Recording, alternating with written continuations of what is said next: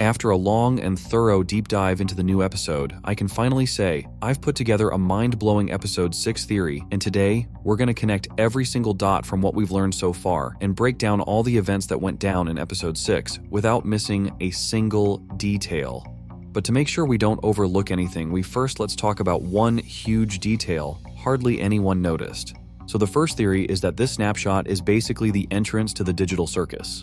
Most likely Kane just can't wrap his head around why people were so hyped to figure out what this thing really was and jumped into the game without a second thought, while his adventures don't spark that kind of curiosity at all.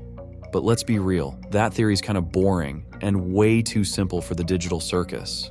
I feel like it's way more complicated and twisted than that, and if you notice with every new episode, the creators keep pushing us harder toward the idea that this weird symbol is one of the biggest mysteries of the whole circus, and cracking it will spill a ton more truth about this place. And yeah, lately we've been seeing the full abbreviation of that symbol pop up more and more, but honestly, that's just a fun detail, because most of us pieced that together right after the pilot anyway. Taking all that into account, and the fact that we never heard about an exit again after the pilot, I'd say it's pretty safe to assume this room is actually the way out of the digital circus. But why'd they decide to show it to us right now?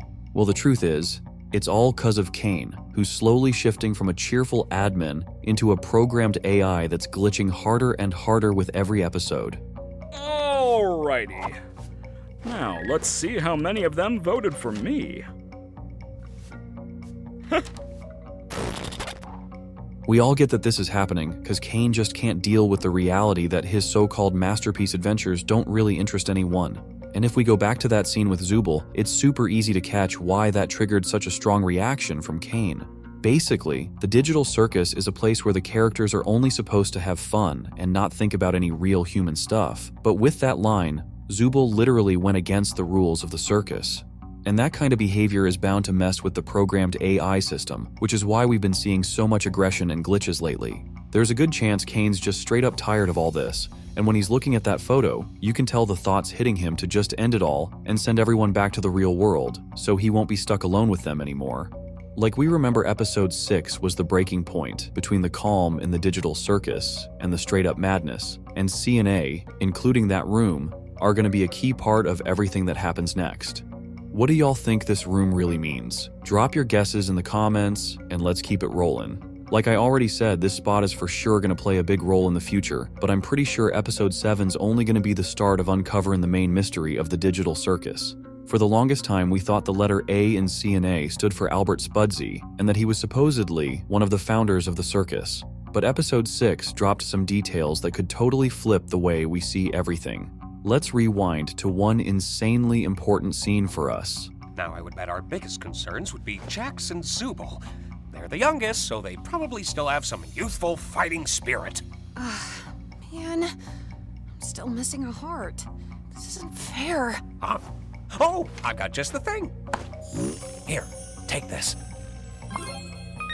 Well, wait. What did you just do? What was that? It's a butterfly. It can restore your health. Did Kane mention that? Oh, nah. I made it up. What? Of course, a lot of people instantly started throwing around the idea that Kinger might actually be one of the creators of the digital circus, because he's got some abilities that nobody else seems to have. Backing up that theory is the fact that this scene comes literally right after the one with Kane. So I can toss out a pretty bold theory that Kinger's actually Albert Spudsey, and all those mentions back in episode 4 were kind of like a hidden nod to it. But if we think back to the Kinger we're used to, we all got briefs on our characters. I'm your assistant. Is that a baby head lamp? Didn't you get one too? I figured we were all on the same page here, but if not, you're gonna have to tap into those golden improv skills. Don't worry, Gangle, I'll get it for you!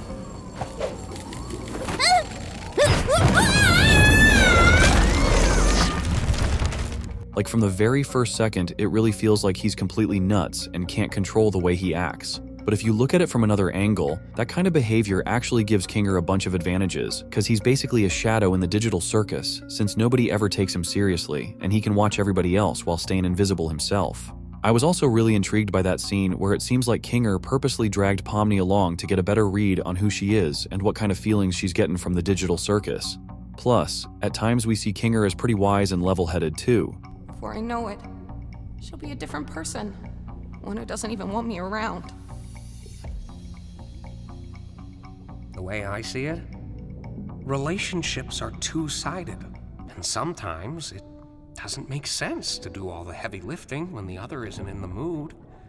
We all go through and deal with things differently, and sometimes you just need to let people do things their own way, as long as you're still there when they need you. Giving someone space should never be the same as giving up on them.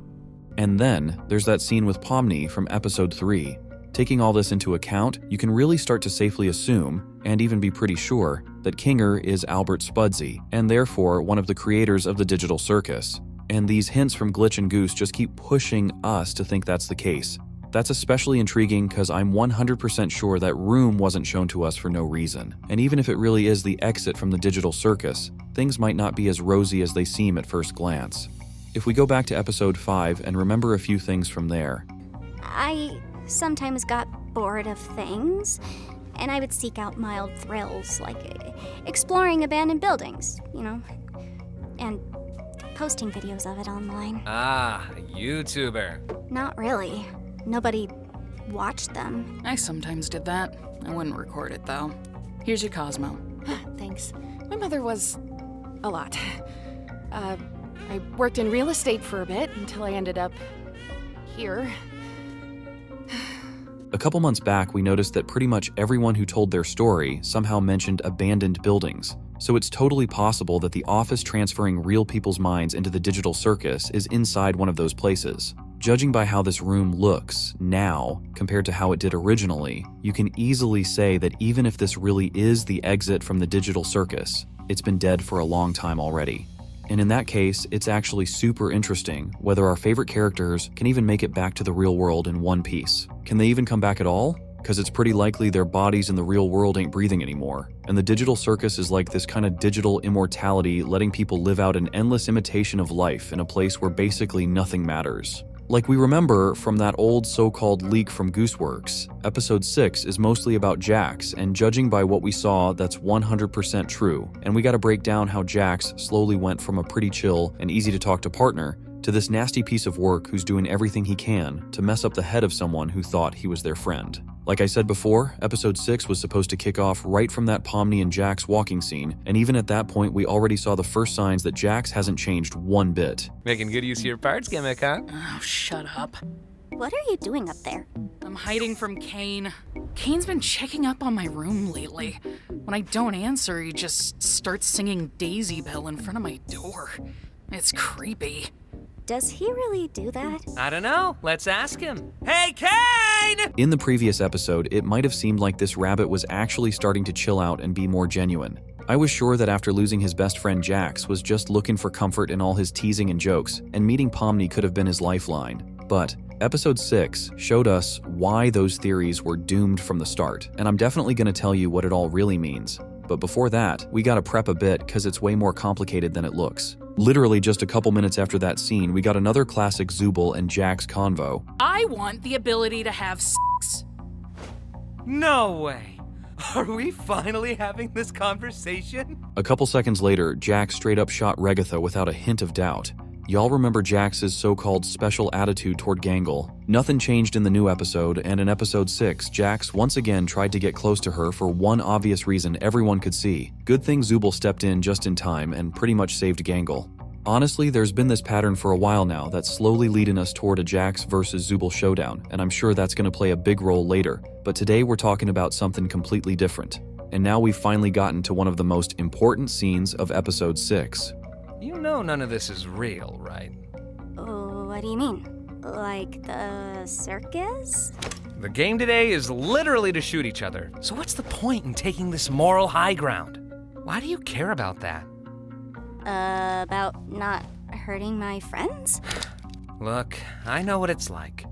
One day you're somebody in the real world doing important things, and then the next you're just a weird little cartoon jester. You want to hold on to that part of you that still thinks it's part of that world. But in the end, what does it get you? Ragatha tries to be all nice and friendly, but she gets torn up every other adventure. We're still people, though, right? I thought we were at first, but as time goes on, we just end up falling into our archetypes, become part of the machine. What's your archetype then? The villain?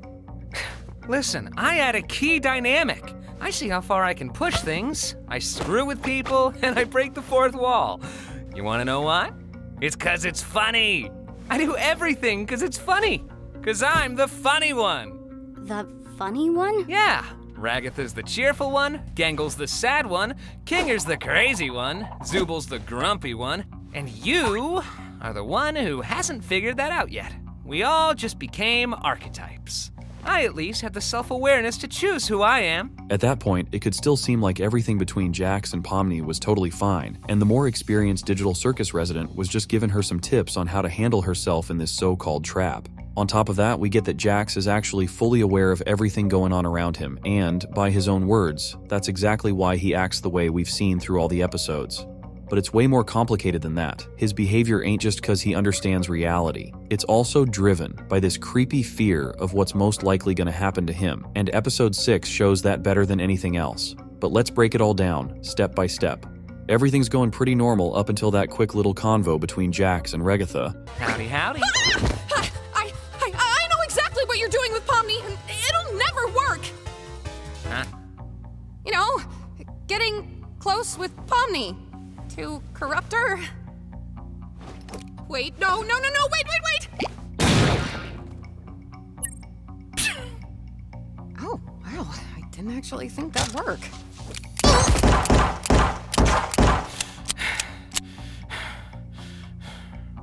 Ragatha's words and that weird, almost animalistic anger really make you question how truthful they are and what they actually mean for Jax. At first, it seemed super strange that instead of Jax's usual jokes, he literally lost control.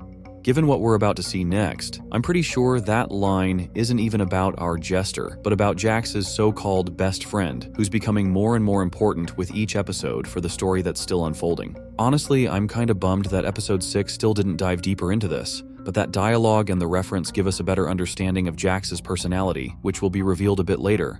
But the question is, how sincere are his words really? After this scene, I started paying way closer attention to the relationships in this team, and if you think about it, things were relatively chill, and Jax really was like a genuine buddy sharing stuff about himself with Pomni. And that scene by Zubal's door? Straight up a masterpiece, gotta be counted among the legendary 3D animation scenes of all time. By the way, how do y'all feel about this look for Zubal? And right after that, they kinda dive a bit deeper into the real reason behind Jax's behavior. Ow. I can get him. Wait! Trust me, partner, I got this.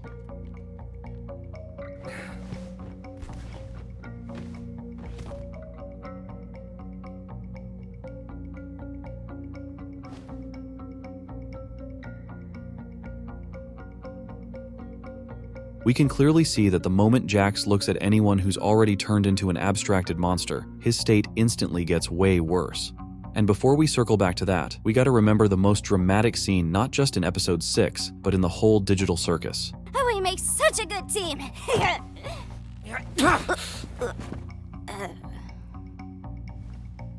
Well, to be fair, our competition wasn't anything crazy. Yeah, true. I suppose this is the part where one of us betrays the other. Huh? Oh, yeah, you can betray me. Oh, I thought this was gonna be a mutual thing. Nah, go on, do it. I don't really want to. Lame! Come on, I thought you were cool. We could just be winners as a team. We're not a team, come on. What do you mean? Yes, we are. Delusional. Weren't we kind of bonding over being chaotic evil together? I was merely entertaining you because I thought it was funny. Now are you gonna shoot me or what?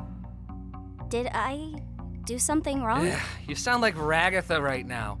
No wonder we're not a team. No, I mean, we were doing fine, having fun, talking. But you suddenly You're not committing. Do it. If I shoot you right now, are we still gonna be friends afterwards? We were never friends. What about all that stuff you told me? Yeah, I did tell you a lot, didn't I? What would you do if I abstracted tomorrow? I'd move on. And probably forget about you. Despite all his aggression, all those words aimed at Pomni, Jax ended up trying to justify with a joke the moment he saw Pomni was actually hurt. Honestly, as much as we don't want to admit it, it's the truth. And we got totally convinced after their fight and what Jax said to Pomni at the end. That was the first time we saw Jax so furious and nasty that you just want to smack him right through the screen. But to really wrap up what's actually going on with Jax, we still gotta go back to that scene with the favorite character awards. Without honorable mentions and subcategories. That's right, it's bad! Unlike my show, which is good.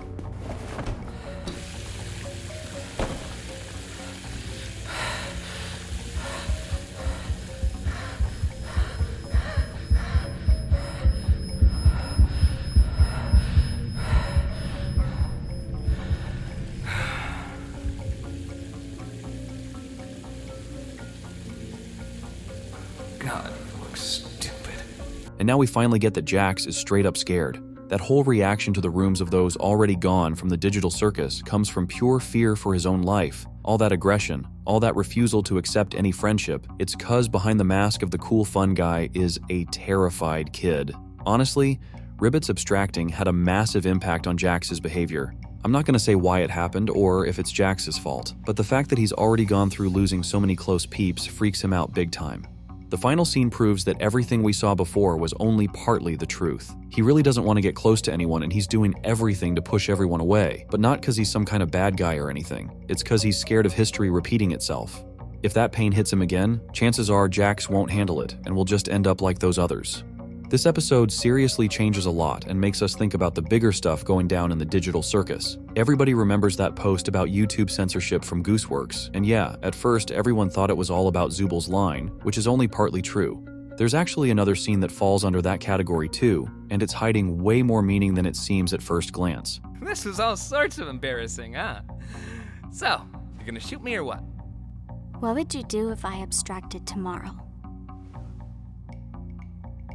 I'd move on. And probably forget about you. Okay. Okay. I understand.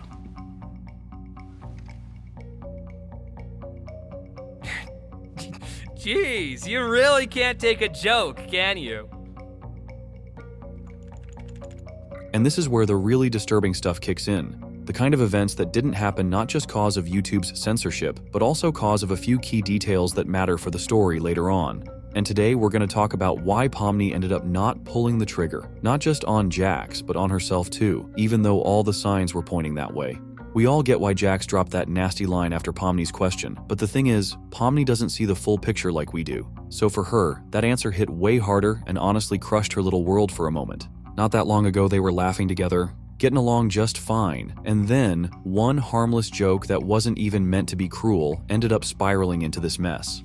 To be real, this topic doesn't sit well with YouTube, so I'm not going to spell it out straight, but I think you all know exactly what the creators were going for in this scene, and it comes through crystal clear. First off, that pose really does remind everyone of that, and a lot of fans were freaked out because Pomni looked seconds away from actually pulling the trigger. If you break the scene down closer, it honestly feels like she was already preparing herself to do it. In the very last moment, she makes a completely different choice, and that ends up exploding into the fight that leaves her totally crushed by everything that just went down.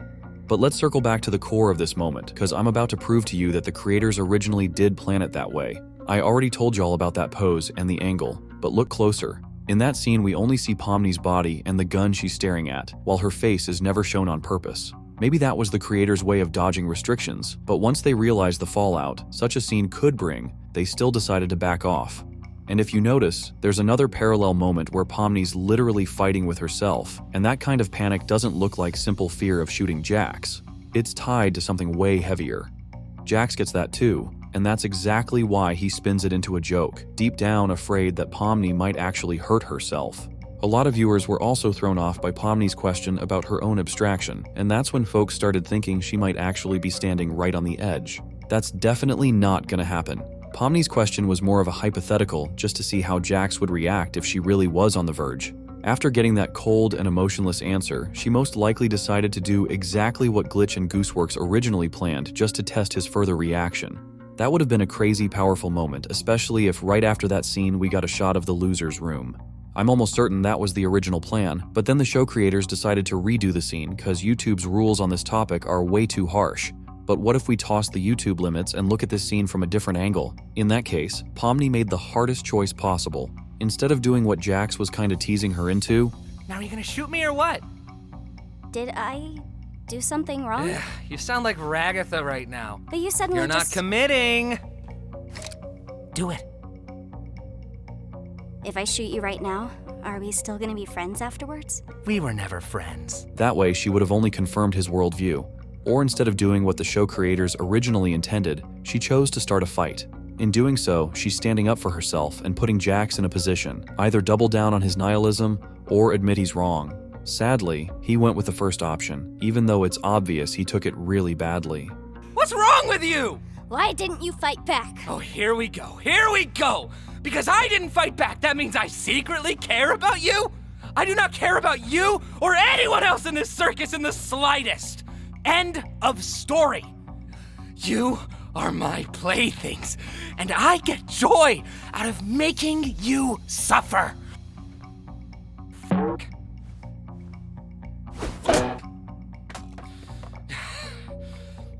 There's nothing more to me.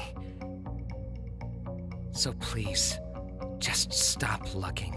So in this case, we see that Pomni didn't do what she originally wanted because that would have been way too simple. What mattered to her was figuring out why Jax changed so much and what really drives him. So she picked this way to deal with the situation. But then a legit question comes up. Why didn't she try to find all that out just by talking? And if she realized that was useless, just do what Jax wanted. And here we get into an even deeper layer of thought, because if we remember Pomni's original stance on this whole so-called event. So, who are you gonna kill first, Pom-Pom? I don't know if I'll really be doing much of the killing. I'll just find guns for you, and you can do all the violent stuff. You like that, right? You know none of this is real, right? Oh, what do you mean? Like the circus? The game today is literally to shoot each other. So what's the point in taking this moral high ground? Well, they're my friends. I don't really want to hurt them. All right, let me be real here. Why do you care about that? About not hurting my friends? Pomni clearly made it known she didn't want to hurt her friends, and only after Jax's convincing did she agree to join this adventure.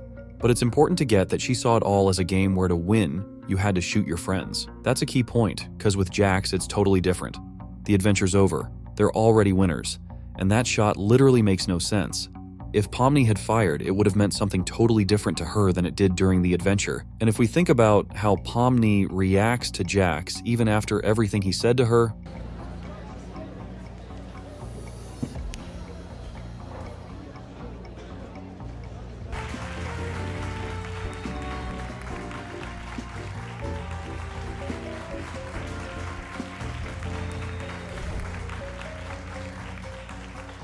we can totally see that Pomni still sees Jax as her friend, and all that aggression was just because she didn't get why things changed so suddenly.